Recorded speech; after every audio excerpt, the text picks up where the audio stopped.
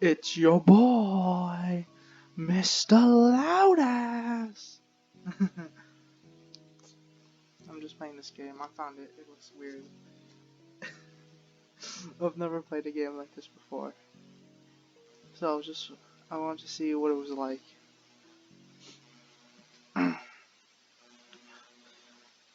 the, the day I turned 17, I kidnapped a girl. Her name was Alice. Sociability was not the main feature of her character.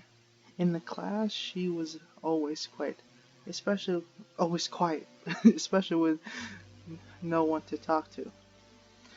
A girl like her was no difficult to pull out of for a date after school. Process, she readily agreed to come home with me, where I gave her some juice laced with sleeping pills. Alice fell asleep in just a few minutes. It was my first kidnap. Not a bad beginning. Not bad. Everything went according to plan, although with the dosage I went too far. I lived with my uncle. His house was big for just two of us, so some of the rooms were empty. My uncle said for a long time that he wanted to rent them out, but he didn't post any ads, so I used one of them as my torture chamber. Of course, he didn't know that. Why? I have a torture chamber? How do you supply a torture chamber? Jeez, where do you get that? Edward was the name of my uncle. He rarely went into the empty room. Only key card to the room was settled in my pocket. Edward always came home late, so today I had plenty of time to have some fun with my new toy. When I locked myself in the room with Alice, I felt a wave of heat sweep through my body. My hands were sweeping as we began to crawl along the rope. My gaze darted hungrily. Oh, I'm hungry from the sharp blade to the white skin of the motionless body. And back again. I licked my lips in anticipation. Ah, gross. I chose to play this. I chose to play this. I chose to play this. A stimulation with excitement, bad thoughts came to my head. I looked back and closed the door. Did I make a mistake? Did everything go well? I shook my head, shaking off my misgivings, and set up the task I had long dreamed of. The thing that matters now is that it's just the two of us, that we won't be disturbed for the next few hours. I was getting excited, but about what was coming. Putting my tools aside, I sat down next to Alice, putting my hand on her thin, fragile leg. I ran my hand up her thigh, touching the edge of her short skirt.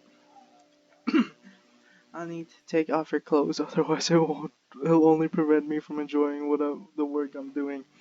Wow, this game is starting off hard. Button by button, I slowly removed her shirt and froze in disbelief. Oh shit. There were bruises on the other side, signs of beating under her clothes. I didn't hit her, so I couldn't have left those bruises.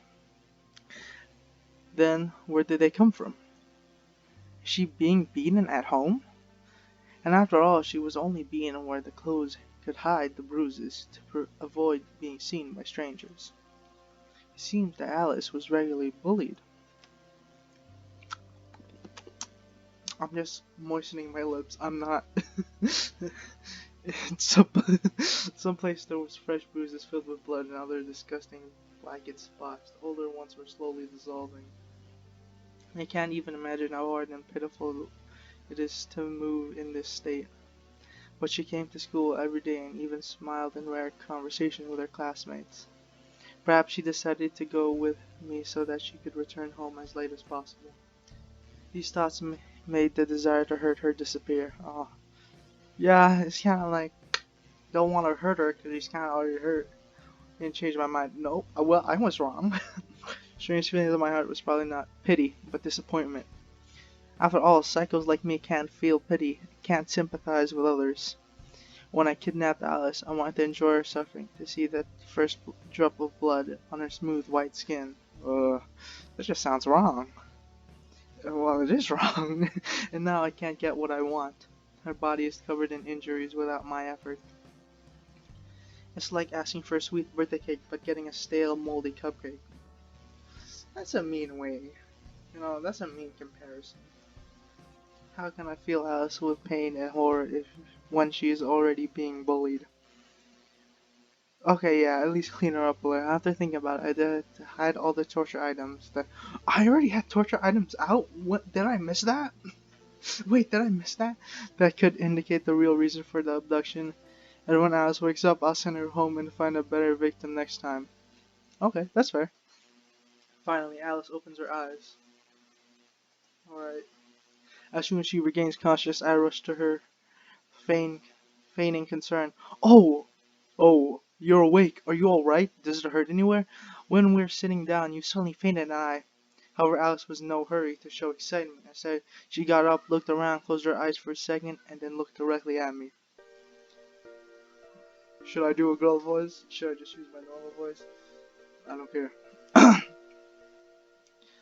You put me to sleep. Those words froze me for a second. How did she know about that? Oh, what are you talking about? I told you just passed out. I've been sleeping more than once, and so I know the feeling when I start to fall asleep after a sleeping pill. Put to sleep? Wait a minute. This isn't your first kidnapping? This is my first. How does it go? Is this a good experience?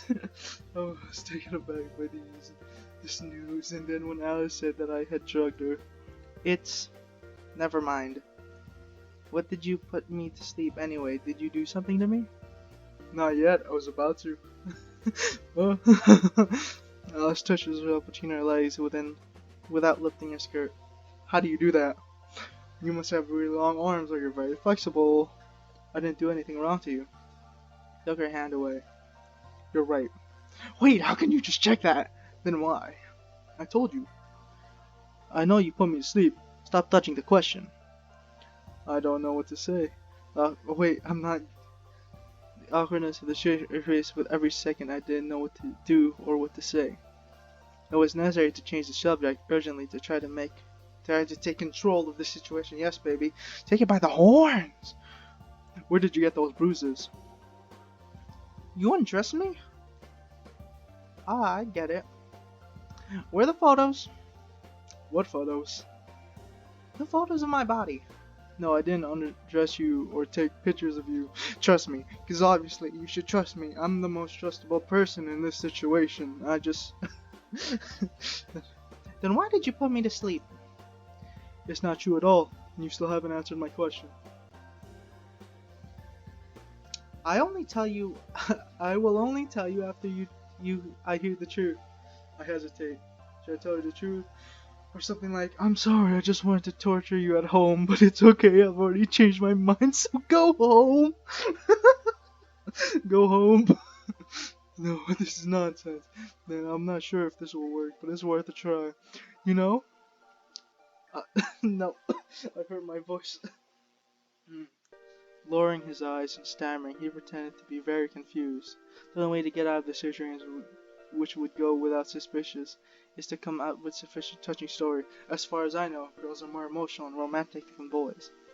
I like you. And for long I have had a desire to kidnap and love a loved one, so I decided on my birthday to make myself a gift. That just sounds so wrong. It is wrong. Lowering my hand, I continued to stare at the floor without looking up. Who would believe that? What? You love me? Oh my god, it worked! No! Why would that work? That shouldn't work! I nod uncertainly.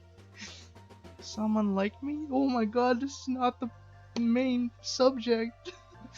Awareness and anger disappeared. Smoothly, she smiled and her eyes lit up. It worked. Well, my lie worked. Although I must admit I did not expect much success and was already prepared to reduce the kidnapping to a mocking joke. Okay, that's fair. To laugh in her face, call her a naive fool for believing that such a handsome man like me can truly ask a mild-mannered girl like her out. Wow, I'm handsome. and rudely take her to the door after dealing with several insulting phrases thrown at me. After this farewell, it's not that I could just go back and talk to her anytime soon. I just admit that Alice is not as simple as it seems. I didn't manage to deceive her the first time, although I'm not an experienced liar. How am I not an experienced liar? I'm good at kidnapping, but yet when it comes to lying, I'm bad at it? That doesn't make any sense to me. But how can she immediately believe that I loved her? While I was wondering at her naivety to words, as I thought about something for a couple of seconds in silence. It turns out that I was kidnapped by my classmate, who is also crazy. Her voice has become more soft. I would even say words. Words. What did you want to do next? Well, I want to tell you to live with me, probably. Alice laughed. Probably? You don't think it through, did you? There's nothing funny about it. I frowned slightly, which confused my former captive. Ah, I'm sorry, I just always thought you were incredible.